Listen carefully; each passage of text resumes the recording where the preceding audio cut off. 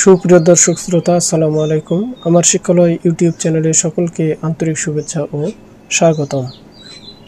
36তম BCS preliminary পরীক্ষায় আসা অতি গুরুত্বপূর্ণ 50টি সাধারণ জ্ঞান প্রশ্নের সমাধান পর্ব 2। পর্ব 1-এ 1 থেকে 50টি প্রশ্ন নিয়ে আলোচনা করা হয়েছে। পর্ব 2-এ থাকছে বাকি 50টি প্রশ্ন নিয়ে আলোচনা। প্রশ্নগুলোর মাধ্যমে আপনার প্রস্তুতি যাচাই করুন। নিচের কোন রাষ্ট্র সর্বাধিক রাষ্ট্রের সাথে সীমান্তযুক্ত?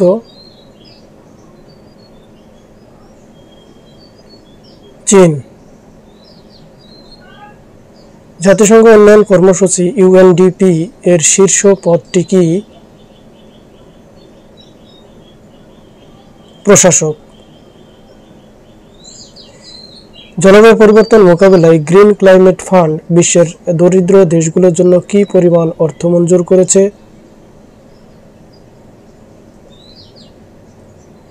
$100 বিলিয়ন। যুক্তরাষ্ট্র কবে এককভাবে অ্যান্টি ব্যালিস্টিক মিসাইল চুক্তি থেকে নিজেকে প্রত্যাহার করে?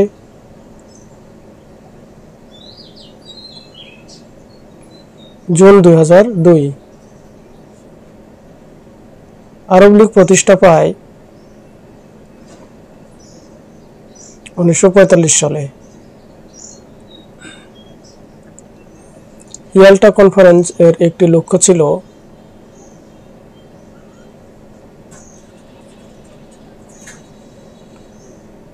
জাতিসংঘ প্রতিষ্ঠা।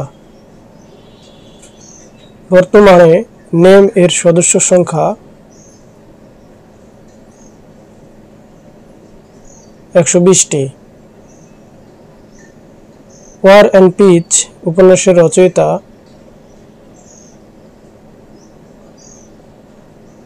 Leo Tolstoy. আন্তর্জাতিক রেড ক্রস এর সদর দপ্তর জেনেভা। আইএইএ এর সদর দপ্তর হচ্ছে ভিয়েনা। সার্ক প্রতিষ্ঠিত হয় 1985 সালে। জাতিসংঘ কোন বছর প্রতিষ্ঠিত হয়? 1945 সালে। আলেপ্পো শহরটি কোথায় অবস্থিত? সিরিয়ায় অবস্থিত।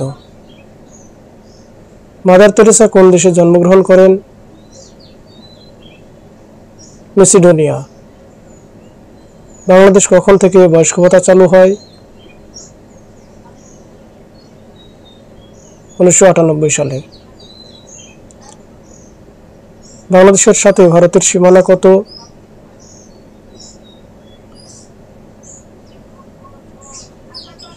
4156 কিলোমিটার। মেয়র মোহাম্মদ হানি ফ্লাইওভারের দৈর্ঘ্য কত?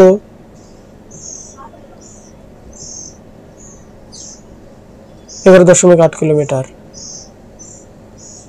সুন্দরবনে বাঘ গণনায় ব্যবহৃত হয় পাগমার্ক। 2004 সালের ভয়ঙ্কর সুনামি ঢেউয়ের গতি ছিল ঘন্টায়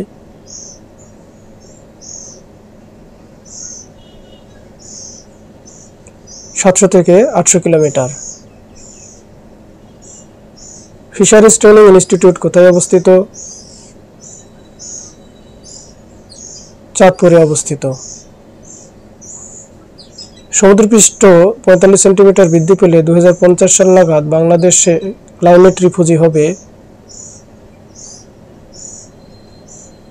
3.5 কোটি। বায়ুমণ্ডলে মোট শক্তির কত শতাংশ সূর্য হতে আসে?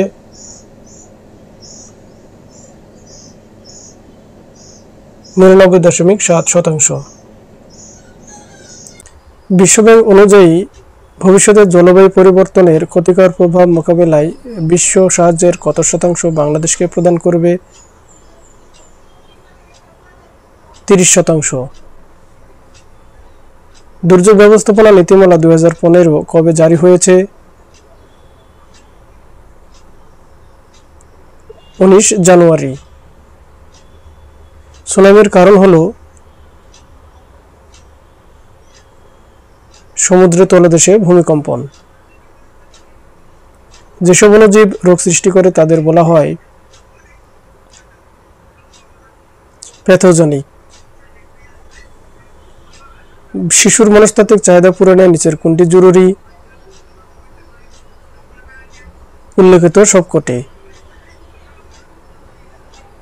আয়নায় প্রতিফলিত হলে নিচের কোন শব্দটির কোনো পরিবর্তন হবে না? OTTO। আয়না থেকে 2 ফুট দূরত্বে দাঁড়িয়ে আয়নাতে আপনার প্রতিবিম্ব কত দূর দেখা যাবে? 2 ফুট। নিচের কোনটি আমিষ জাতীয় খাদ্য হজমে সাহায্য করে? ট্রিপসিন। বায়ুমণ্ডলে শতকরা কত ভাগ আর্গন বিদ্যমান? 0.8 ভাগ। মানুষের রক্তে লোহিত কণিকা কোথায় সঞ্চিত থাকে? প্লীহাতে। কোন যন্ত্রের সাহায্যে যান্ত্রিক শক্তিকে বিদ্যুৎ শক্তিতে রূপান্তরিত করা যায়? ডায়নামো। মস্তিষ্ক কোন তন্ত্রের অঙ্গ?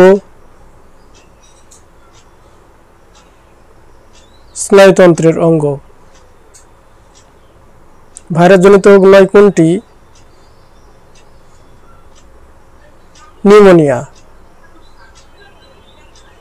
প্রাণীজগতের উৎপত্তি ও বংশ সম্বন্ধীয় বিদ্যাকে বলে জেনেটিক। কোন জ্বালানি পোড়ালে সালফার ডাই অক্সাইড বাতাসে আসে? ডিজেল। মোবাইল ফোনের লাইনের মধ্য দিয়ে প্রবাহিত হয় আলোক শক্তি। জীবজগতের জন্য সবচেয়ে ক্ষতিকর রশ্মি কোনটি? গামা রশ্মি। কোন রং বেশি দূর থেকে দেখা যায়? লাল রং। ক্যান্সার চিকিৎসায় ব্যবহৃত গামা বিকিরণের উৎস হল আইসোটোপ। নৈতিকতাকে বলা হয় মানব জীবনের নৈতিক আদর্শ। পাওয়ার এ নিউ সোশ্যাল অ্যানালাইসিস গ্রন্থটি কার লেখা? রাসেলের লেখা। সুবর্ণ মধ্যক হল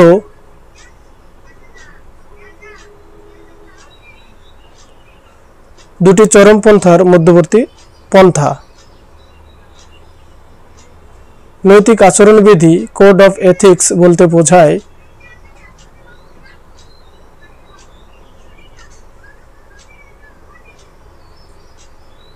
উপরের তিনটি সঠিক। ব্যক্তিগত মূল্যবোধ লালন করে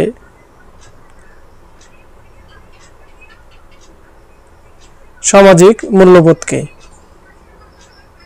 মূল্যবোধ শিক্ষার অন্যতম লক্ষ্য হচ্ছে সামাজিক অবক্ষয় রোধ করা। সুশাসন হচ্ছে এমন এক শাসন ব্যবস্থা যা শাসক ও শাসিতের মধ্যে